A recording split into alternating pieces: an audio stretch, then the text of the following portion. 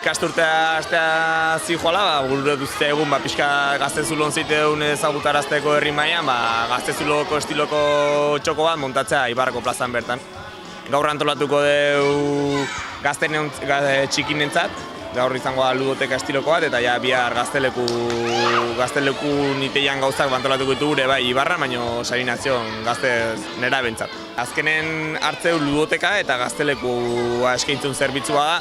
Orduan zatitzeitegu asteko egunak adin tarteen arabera, da orduan aste harten eta bukatzeu larun batetan. Orduan atxalde bakoitzero bi adin tarte hartuz. Aste hartetan eta aste azkenetan hartzeitugu LH bat, 2 eta 3 eta 4ekok, eta ostegun eta ostiraletan hartzeitugu LH 5 eta 6ekok. Eta ostegun eta ostiraren azkeneko ordutan jartzeitugu DBH-ekok, eta larun bate osoa daukate DBH-eko Gaztezula joteko aukera.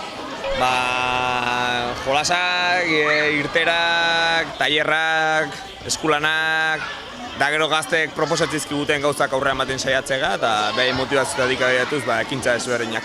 Aurre etorrika honea ikasturtea hasiera ematea pixkat, gaztek eta gertuatzen juteko izen emate horria hartzeko, eta gero hurrengo astelena aste arte eta aste azkenak eukiko dituzte izen emateko, Gaztezulon bertan.